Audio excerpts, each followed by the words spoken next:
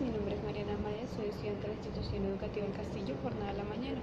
El texto bíblico que nos correspondió a mi grupo y a mí fue 1 Corintios. Al leerlo me di cuenta que siempre volvía a un versículo en especial, que era el versículo 10 perteneciente al capítulo 1. La verdad es que lo asocié bastante con la realidad actual, entonces decidí buscar más puntos de información. Encontré que hoy en día hay mucho racismo. Pensaba que eso era cosa del pasado, pero no. George Floyd era un hombre de raza negra que murió asesinado por un oficial de policía el 25 de mayo de 2020 en Minneapolis, Estados Unidos. La noticia se hizo muy famosa, al igual que un video en el cual aparece el oficial de policía con su rodilla en el cuello de Floyd, obstruyendo su respiración. No entiendo por qué las personas graban algo tan cruel. Sé que se toma como evidencia, pero de cierta manera da algo de impotencia ver una clase de acto así. En Estados Unidos se han hecho varias protestas para hacer justicia por Floyd. Según lo consultado, Floyd tenía un historial de drogas, de robo de hogares y de robo a personas, pero eso no quita que haya sido ser humano. A este momento, tienen que haber miles de personas haciendo daño, pero a él fue a quien le quitaron la vida. Miles de personas salieron a protestar en esta cuarentena por la muerte de Floyd, sin miedo a un virus, con ganas de alzar su voz y hacer valer todo lo que habían callado. El oficial de policía fue llevado a prisión y hace poco llegó la noticia en la cual decía que se había suicidado en aquel lugar. ¿Quién diría que a este mundo le hizo falta un empujón para reaccionar? 1 Corintios capítulo 1 versículo 10. Os ruego pues, hermanos, por el nombre de nuestro Señor Jesucristo, que habléis todos una misma cosa, y que no haya entre vosotros divisiones, sino que estéis perfectamente unidos en una misma mente y en un mismo parecer. Desde mi punto de vista, no tenemos el derecho de quitarle la vida a otra persona. No tenemos el derecho de juzgar lo que hace. Y no podemos ir y arrebatarle todo lo que tiene solamente por su forma de caminar, solamente porque su cabello es así, por su color de piel, por todo lo que es, por sus ideologías. No podemos, porque de alguna manera nuestro pensamiento sí es diferente, cuando no debería ser así. Bueno, les voy a explicar 1 Corintios capítulo 15. Es un resumen del versículo 1 al 11. La muerte, sepultura y resurrección de Cristo están documentadas en los libros Mateo, Lucas, Juan y Marcos.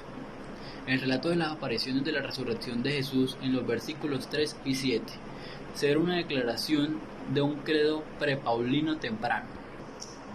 La antigüedad del credo ha sido localizada por la mayoría de los eruditos bíblicos a no más de 5 años después de la muerte de Jesús. Probablemente procede de la comunidad apostólica de Jerusalén. Basada en el análisis lingüístico, la versión recibida por Pablo parece haber incluido los versículos 3, 6 y 7. El credo es considerado históricamente fiable y es aceptado que perversa un testimonio único y verificable de la época. Ahora les vengo a hablar sobre los versículos del 12 al 19. En los versículos del 12 al 19, Pablo, en respuesta a algunos que expresaban dudas en la congregación del Corintio, a la que estaba dirigida la carta, adulta la importancia fundamental de la resurrección como una doctrina cristiana a través de los versículos. Pablo está haciendo hincapié en la importancia de la resurrección de Jesucristo y revelancia como el corazón del cristianismo. Pablo reprende a la iglesia corintio diciendo que si Jesús no resucitó después de la crucificación, entonces no tiene sentido en la fe del cristianismo. Ahora les vengo a hablar sobre los versículos 20 al 28. En los versículos 20 al 28, Pablo afirma que Cristo volverá en poder y pondrá a sus enemigos debajo de sus pies, e incluso la muerte. El pozo del enemigo será destruido. Ahora vamos a hablar sobre el versículo 29. En el versículo 29, Pablo cita la práctica del bautismo por los muertos como testimonio para la doctrina de la resurrección. Este principio de la obra vicaría por los muertos es una obra importante de la Iglesia de Jesucristo de los santos de los últimos días, en la dispensación del cumplimiento de los tiempos. Ahora vamos a hablar sobre el versículo 33 al 34. El versículo 33 tiene una cita lírica griega clásica. Según el historiador de la iglesia Sócrates, Constantinopla.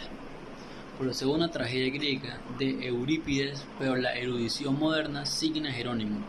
Le atribuye la comedia Menandros citando a Eurípides. Podría no haber sido una cita directa de Pablo.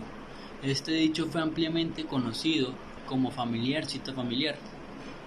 No erréis de las malas conversaciones que corrompen las costumbres.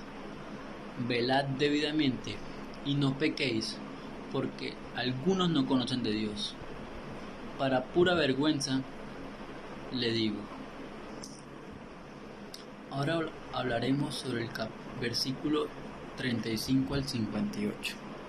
El capítulo concluye con el registro de la naturaleza de la resurrección. En el juicio final se elevará a los muertos, y tanto los vivos como los muertos serán transformados a un cuerpo espiritual. He aquí, os digo un misterio, no todos dormiremos, pero todos seremos transformados en un momento, en un abrir y cerrar de ojos, y los muertos serán resucitados incorruptibles, y nosotros seremos transformados, porque es necesario que esto corruptible se vista de incorrupción, y esto mortal se vista de inmortalidad. Bueno, ahora vamos a tocar el tema mucho más global, que es sobre la enfermedad COVID-19 o coronavirus. El tema que más se habla en 1 Corintios capítulo 15 es la resurrección de Jesús. Digamos, no sé, los que se han muerto por COVID-19 podrían resucitar después de muchísimo tiempo en diferentes cuerpos. Bueno, eso sería todo. Muy buenos días, mi nombre es Nicole Amado y el libro de la Biblia que nos tocó fue Primera de Corintios. El texto que más me llama la atención es Primera de Corintios 16:13, ya que nos viene mostrando algo muy especial. El texto dice: manténganse firmes en la fe y sean valientes. Si miramos más de fondo la vida de Pedro, nos damos cuenta que cuando Jesús lo llamó, Pedro demostró fe saltando de la barca, porque él estaba seguro de que el poder de Dios lo ayudaría a caminar sobre el agua, tal como lo estaba haciendo con Jesús, o tal como le estaba ayudando a Jesús. Entonces, de manera parecida, nosotros hemos demostrado fe en Jehová, dedicándole a Él y bautizándonos.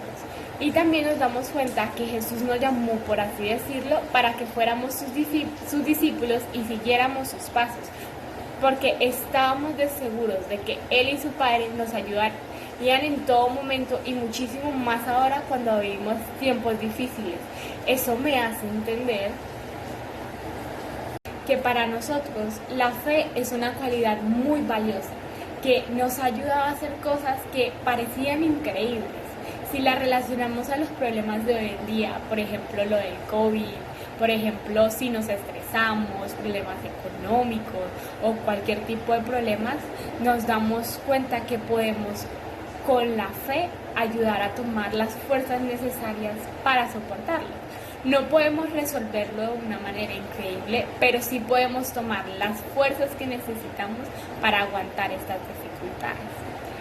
Y así podemos recibir también la paz de Dios que supera cualquier cosa. Esto quiere decir que la fe es muy importante para nosotros y que nos ayuda ante los problemas con ayuda de Dios. Por eso deberíamos preguntarnos: ¿me estoy esforzando realmente por cultivar una fe? Gracias.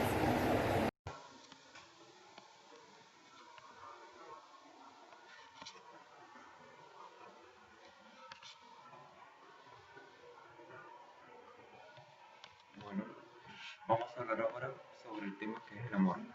1 Corintios 2:31 habla que Pablo invitó, por así decirlo, a los hermanos de la congregación de Corintios que siguieran esforzándose por los dones mayores, pero también les recalcó que podían ponerse una meta mejor. ¿Cuál era la meta mejor? Era de que hablaran sobre el amor. Y esto es lo que vemos en los capítulos siguientes, por ejemplo, en el capítulo de 1 Corintios 13, que nos muestra que el amor hace y no hace. Por ejemplo, que el amor es paciente y bondadoso. El amor no es celoso, no presume ni es arrogante. no aporta de forma indecente. Esta característica nos muestra que para Jehová era importante recalcar que el amor es la base de todo. Relacionándolo desde la actualidad, vivimos tiempos difíciles en donde más que nunca necesitamos dar y recibir amor. En gran medida, si demostramos este amor verdadero, no haremos las cosas como tan hipócritas, sino que también las haremos con ayuda sincera y lo haremos con amor. El hacer esto no solamente nos llevamos a la mejor parte de nosotros, sino que también podremos demostrar el amor leal que somos, estrechar vínculos familiares y en especial ayudar a las personas que están alrededor de nosotros. Por esa razón nos preguntamos, ¿deberíamos esforzarnos por la pregunta que estamos haciendo? Y sería, me pregunto si estamos inculcando este tipo de amor en la actualidad, en este momento que nos estamos pasando, todo este sufrimiento, todo este mal momento que vamos a estar pasando, lo estamos demostrando. Es la pregunta que nos deberíamos hacer todos.